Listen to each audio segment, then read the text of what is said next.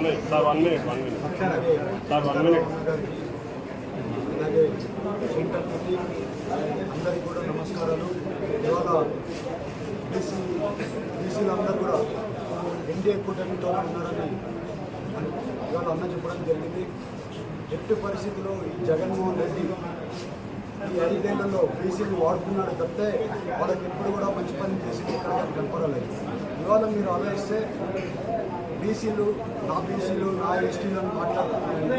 ఎందుకు నువ్వు BC declaration చేయలేకపోయావు? ఇవాళ కూడా నువ్వు మీ మేనిఫెస్టోలో ఎక్కడ కానీ బీసీల గురించి ఎక్కడ ఎందుకు మాట్లాడలేకపోయావు? ఒక్క విషయం మీరు అర్థం చేసుకోవాల్సింది ఏంటంటే, నేను బీసీలు మనిషిని అని చెప్తాడు, బట్ చేసేదంతా కూడా వాళ్ళ సామాజిక వర్గానికే చేశాడు. ఈ 5 ఏళ్లలో మీరు చూస్తే వాళ్ళ సామాజిక వర్గంలోనే ఏ డిపార్ట్మెంట్కి పోండి వాళ్ళ సామాజిక వర్గమే, ఎక్కడికైనా పోండి వాళ్ళ సామాజిక వర్గమే. ఇవాళ బీసీలకి చేసే పార్టీ ఏదైనా ఉందంటే అది టీడీపీ పార్టీ. ఈసారి ఒక ఛాన్స్ అంటే పోయినసారి 5 ఏళ్లలో ఈ జగన్మోహన్ రెడ్డికి బీసీలు అందరూ ఒక ఛాన్స్ ఇచ్చారు. ఇవాళ అర్థమైంది ఏంటంటే, జగన్మోహన్ రెడ్డి కంటే చంద్రబాబు నాయుడు గారు అయితేనే మేలు, మనకి టీడీపీ పార్టీ అయితేనే మేలు అని అందరూ బీసీలు అందరూ కూడా డిసైడ్ అయ్యారు. ఇవాళ ఎట్టి పరిస్థితుల్లో కూడా మీరు ఆలోచిస్తే, ఆ రోజు నందమూరి తారక రామారావు గారు బీసీల పార్టీగా మన టీడీపీ పార్టీ పెట్టారు. అదే రకంగా ఇవాళ బీసీ డిక్లరేషన్ కూడా మనం చేసి బీసీలు అందరినీ కూడా అభివృద్ధి పార్టీలో నడిపించింది ఏదైనా పార్టీ ఉందంటే అది ఒక టీడీపీ పార్టీయే. అలాగే ఇవాళ బీసీలు, ఇవాళ నేను కూడా బీసీనే, నన్ను ఈ ఆపర్చునిటీ ఇచ్చారు టీడీపీ పార్టీ. అలాగే ఇవాళ బీసీలకు అందరికి కూడా 1,50,000 కోట్లు 5 ఏళ్లలో ఇస్తామని చెప్పి మనం డిక్లరేషన్ చేయడం జరిగింది. అలాగే బీసీలకి 50 ఏళ్ళలోనే పెన్షన్ ఇవ్వడం జరుగుతుంది. అలాగే ఇవాళ బీసీలు మీరు చూస్తే ఎక్కడికి పోయినా కూడా బ్రహ్మరథం పడుతున్నారు. ఎందుకంటే ఈ జగన్మోహన్ రెడ్డి ఏం చేయలేదు. ఒక్కసారి మీరు చూస్తే ఈ జగన్మోహన్ రెడ్డి ఏమంటున్నారు అంటే, పెత్తందారు ధరము బీదోలు అంటున్నాడు. పెత్తందారు ధరం ఎవరిది? ఈ జగన్మోహన్ రెడ్డి ఉన్నాడు. ఇవాళ జగన్మోహన్ రెడ్డి ఎక్కడ కూడా చూస్తే ఆస్తులు సంపాదించుకోవడం లేదా, కానీ దేశంలో రిచ్ పర్సన్ ఎవరైనా ఉన్నారంటే ఈ జగన్మోహన్ రెడ్డి. కానీ మీరు చూస్తే గవర్నమెంట్ హాస్పిటల్లో ఎక్విప్మెంట్స్ లేక ఇది లేక వాళ్ళందరినీ విజయవాడకో హైదరాబాద్కో పేషెంట్స్ పంపిస్తున్నారు. మన గవర్నమెంట్ హాస్పిటల్ని ఇక్కడ డెవలప్ చేసుకుంది, అదొక కార్పొరేట్ హాస్పిటల్ లాగా డెవలప్ చేసుకోవాల్సింది ఎంతైనా అవసరం ఉంది. ఏలూరులో ప్రతి ఒక్క సమస్య ఉంది. అలాగే రైతులకి గిట్టుబాటు ధర రావట్లేదు. రైతులు ఎంతో ఇబ్బంది పడుతున్నారు. నీళ్లు లేవు, వాళ్ళకి డ్రిప్ ఇరిగేషన్ మీద సబ్సిడీలు రావట్లేదు.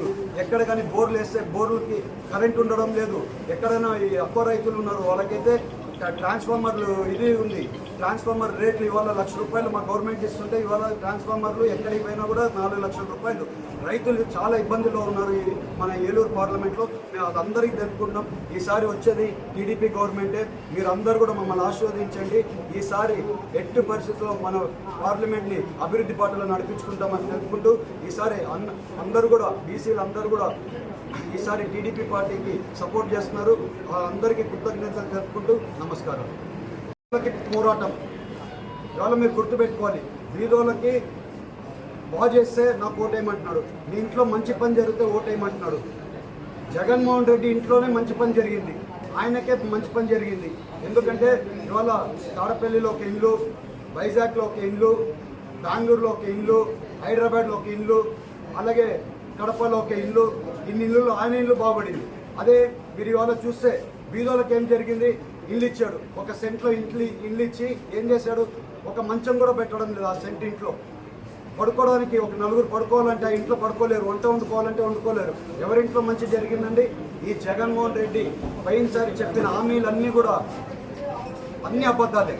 జనాలకు అది అర్థమైపోయింది, బీసీలకు కూడా అర్థమైంది, ఇతను చేసే పనులు అన్నీ కూడా అర్థమైనాయి. ఇంకా వచ్చేది టీడీపీ పార్టీ గవర్నమెంట్ అని డిసైడ్ అయిపోయాడు. అతని మేనిఫెస్టో ఎక్కడైనా చూస్తే బీసీల గురించి ఒక్క ముక్క కూడా మేనిఫెస్టోలో ఎక్కడ చెప్పడం లేదు.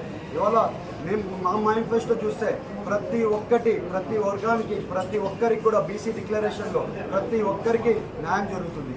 ఈసారి ఎట్టి పరిస్థితుల్లో మీరు అందరూ కూడా ఒక ఛాన్స్ అని జగన్మోహన్ రెడ్డికి ఇచ్చారు. ఇవాళ మీరు చూస్తే ఎక్కడ కానీ పరిశ్రమలు రాలేదు, రోడ్లు రాలేదు, రోడ్లు అసలు దారుణంగా ఉన్నాయి రోడ్లు అయితే. అలాగే డ్రైనేజ్ సిస్టమ్ రాలేదు, యువతకు ఉద్యోగాలు రాలేదు, అలాగే రైతులకి గిట్టుబాటు ధర రాలేదు.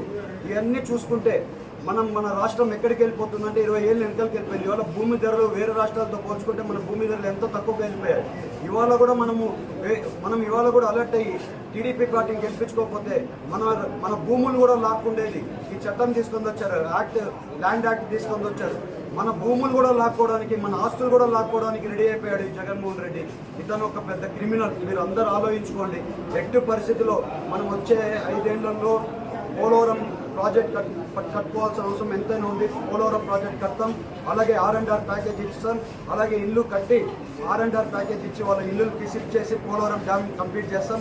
అలాగే చింతల్పూడి లిఫ్ట్ ఇరిగేషన్ ప్రాజెక్ట్ ఉంది, 65% కంప్లీట్ చేస్తాం. అది కూడా ఈసారి వచ్చే 5 ఏళ్లలో Chintalapudi lift irrigation project complete చేస్తాం.